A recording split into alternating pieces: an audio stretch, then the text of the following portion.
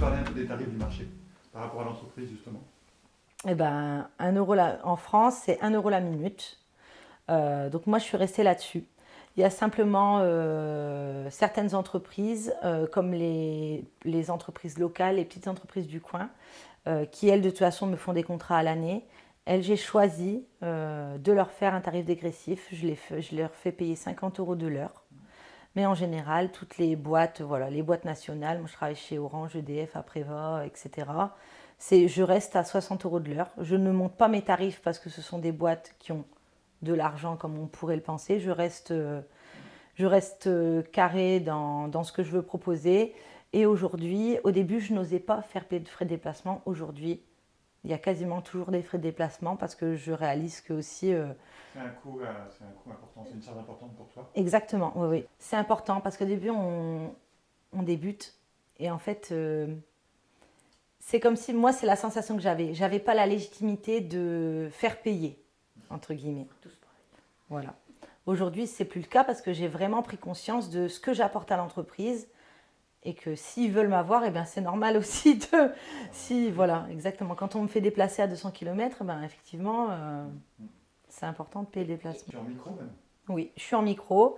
J'ai fait l'étude l'année dernière avec un collègue du BNI qui est expert comptable. Où on a fait le point sur mes rentrées d'argent, le fait que je ne déduise pas de charges et s'il serait intéressant de changer de statut. Et non, pour moi aujourd'hui, même si j'en viens à être au maxima de ce que j'ai le droit en chiffre d'affaires en micro, ce sera toujours plus intéressant que de changer de statut. Si j'étais mariée, je ne suis pas mariée, ça vaudrait le coup de changer de statut. Bah, des conseils, soyez passionnés de ce que vous faites. Vous verrez, moi mon slogan au BNI c'est avec les mains du cœur, ce n'est que du bonheur. C'est de dire aux gens, si vous faites les choses avec le cœur et par passion, ça ne pourra que fonctionner. Ouais, ne pas avoir peur de prendre des risques, parce que c'est comme ça qu'on le voit, hein.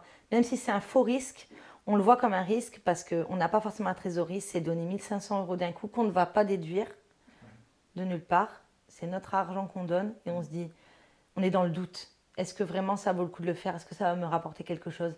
N'hésitez pas, faites-le.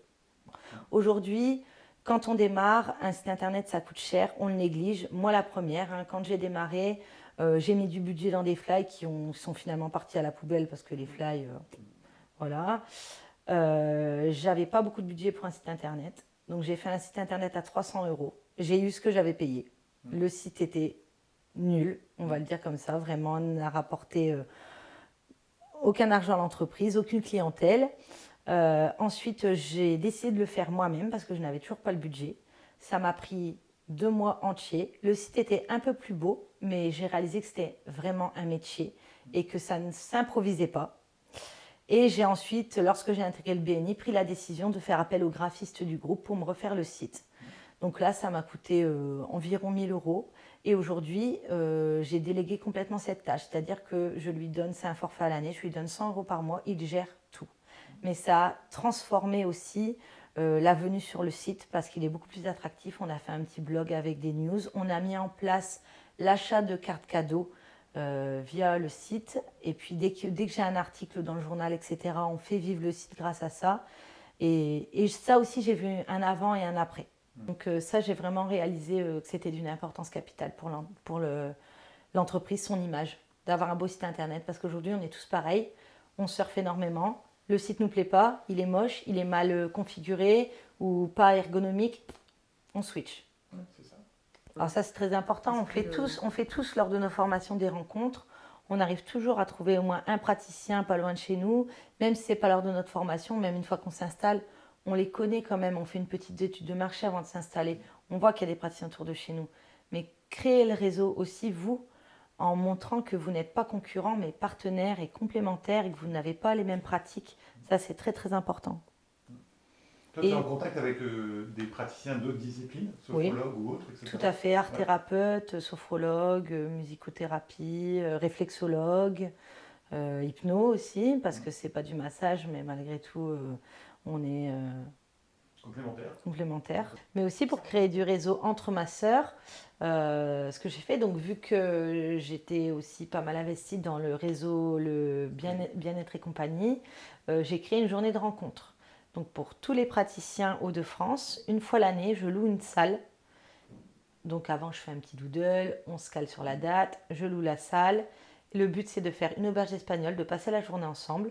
Le matin, on discute, on se présente, on expose nos problématiques parce qu'il y a aussi 2-3 ans de ça, il y a eu beaucoup de problématiques avec le RSI. Donc ça nous permettait de s'entraider entre nous sur les problématiques qu'on pouvait rencontrer, sur nos statuts, sur les prises en charge de formation qu'on veut faire. Ça aussi, ça a été un point important qui a été... moi, j'ai galéré pendant une bonne année et c'est finalement l'UPSME qui m'a décoincée, mais j'ai eu la chance aussi de tomber sur les bonnes personnes à l'URSSAF, etc. Et puis l'après-midi, on fait des échanges de pratiques sur table, sur chaise. Et ça crée du réseau, ça crée des liens. Ah, t'habites pas loin de chez moi? Ah, ben puis, moi, mon cabinet, on pourra proposer du 4 mains si tu veux. Ça, c'est une pratique que peu de monde fait. Les gens qui peuvent se le permettre financièrement, c'est quelque chose de très apprécié. Voilà, donc c'est des petites choses comme ça qu'on a pu créer. Et moi, c'est aussi comme ça que je me suis créé mon petit noyau de praticiens et pour qui je peux apporter du business. Ça me semblait hyper important de pouvoir faire vivre la région parce que on voyait via le BEC et l'IFJS qu'il y avait beaucoup de... Lorsqu'on doit faire notre journée de pratique pour valider notre MAM, qu'il y a beaucoup d'événements sur Paris. À Lille, il y avait 2-3 événements et je me disais, si on est tous en contact, unis, plus forts, qu'il y en a un qui décroche un gros contrat, etc.